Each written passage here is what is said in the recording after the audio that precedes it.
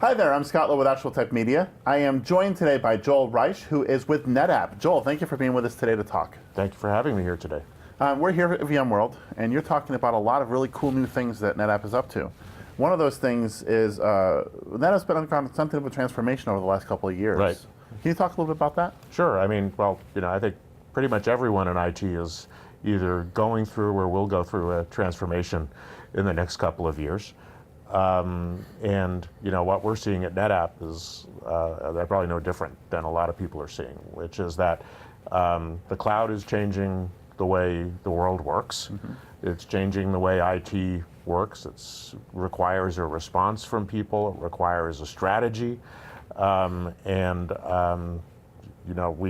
customers are asking us to help them solve that problem. I think that's the first thing. I think the second thing is that as people dig into the cloud, they are, often they're doing it as part of a digital transformation project. And one of the things that they're finding is that there are some things about the cloud that are really easy. Mm-hmm. Getting access to compute is really simple. But having your data, in different places and having it spread around the world and be in different formats is really hard.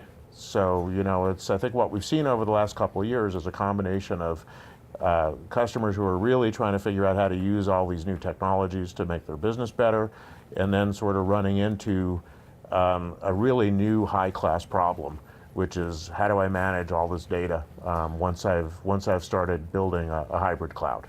And one of the things that I like to look at is we have to be able to smooth that landscape of cloud versus being on the ground, right, in the data center. Mm-hmm. And lots of companies have talked about doing this in different ways. They've even used the term data fabric, but NetApp takes a different take on that to smooth this landscape.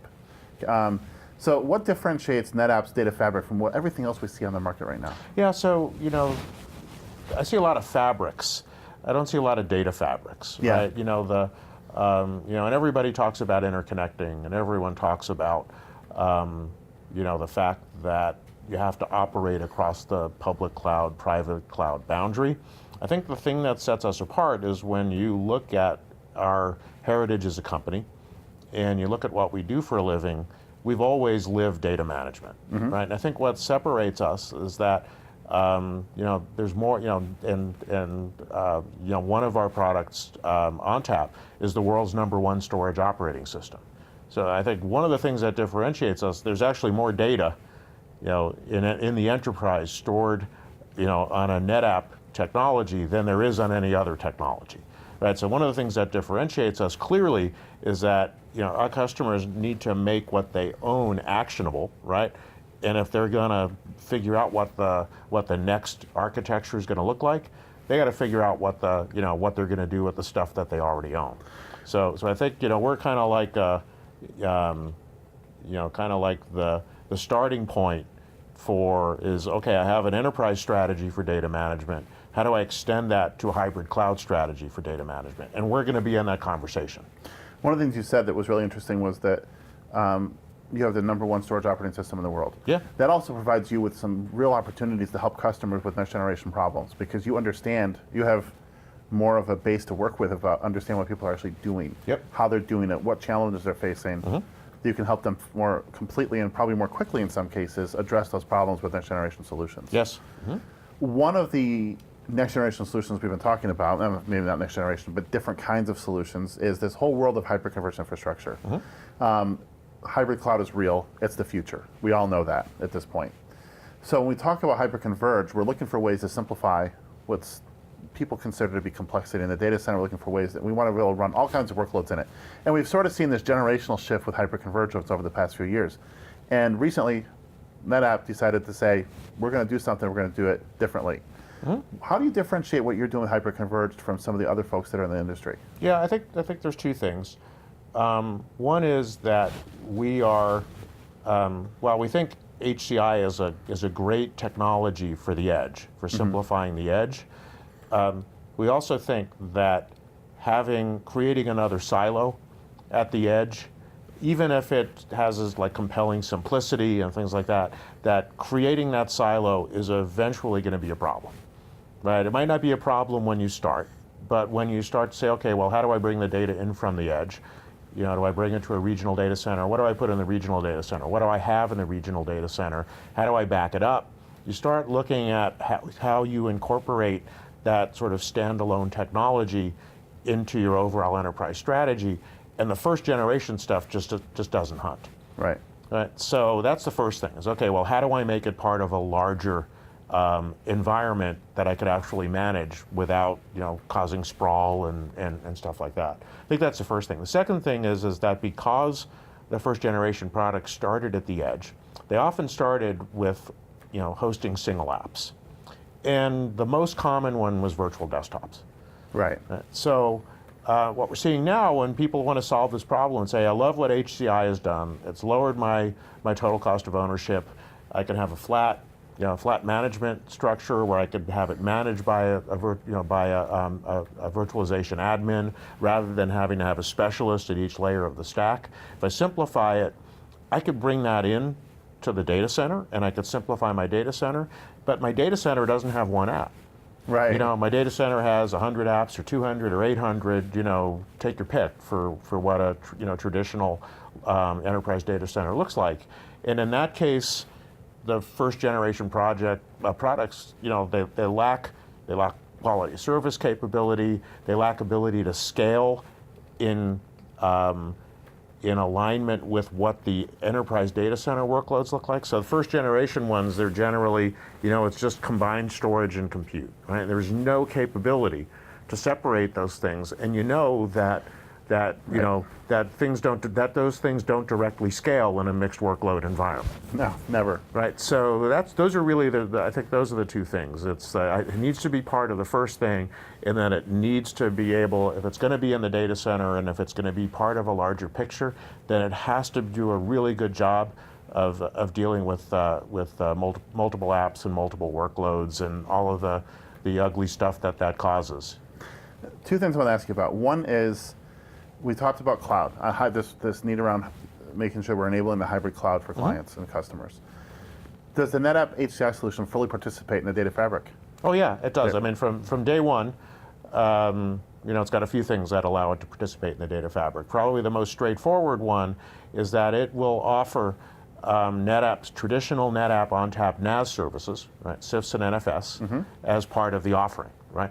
That means that it has a replication capability, which is in SnapMirror, which has always been part of ONTAP, and you'll be able to take the data that's in the HCI solution and use SnapMirror and replicate it, let's say, to your existing NetApp, you know, FAS systems or AFFs. But even better than that, you know, that we've spent a lot of the last couple of years virtualizing all of our storage management products. So, you know, there's software-defined versions of ONTAP. There's software-defined versions of AltaVault, which is our backup product. There's a software-defined version of our object storage. So they not only do they run on just white box hardware, but all of those things are available as services in the hyperscaler cloud. So I could so if I have this connection with a data fabric through SnapMirror, it means that I can stand up an instance, you know, just for an example, of ONTAP Cloud in Azure. Right. And what I can do is I could decide that, okay, I want my DR for my hyper-converged infrastructure to be in Azure. And I could SnapMirror, right? I could take a snapshot of that and then SnapMirror it up into the cloud and start it in the cloud DR with our hyper-converged systems. So it's not just, you know, this isn't about on-prem, you know, connecting different on-prem systems. It's also about building a hybrid cloud and being able to move data between the public and private cloud from a hyper-converged infrastructure solution. Let's talk about a word. The word hyper-converged. And I don't like to talk much about myself, but I'm probably one of the people who's written more about hyper-converged than anybody else on the planet. I've been writing about it since the early days. Big believer in the combined servers and storage. Yeah, me too. However, I also totally understand the limitations and why we don't scale the way that hyper-converged generally has to scale. And you've taken a bit of a different take, where you've disaggregated the storage and compute resources themselves, but they're still managed together. And just for the record, I think you're hyperconverged. Thank you. Okay. I know you have some that are saying that you don't believe you are. Do you want to? So no, there aren't any customers who are saying that No. because we're solving the problem. It's what we're talking about is a hotly debated technical detail about sharing processor cores, which, you know, as far as I'm concerned, is interesting for some analysts, Right. and it's interesting for our competitors. But when it comes down to it, it's you know, what we're talking about. What is the customer value from hyperconverged? Right? It's simplicity, flat management, operational simplicity, you name it, right? Yeah. Ease of install, ease of configuration, automation, and those are the check boxes. Those are the things that customers care about. Absolutely. Couldn't agree with you more, and I'm happy to see it. Now, the other thing people sometimes ask is the timing of NetApp's joining into the HCI market. Give me your thoughts on, I mean, are you late to the market? Well, we're certainly late to the first generation market, right? Yeah. But you know, if you think back to the all-flash array market a few years ago, you know, you would argue that Violin was a great first generation entrant.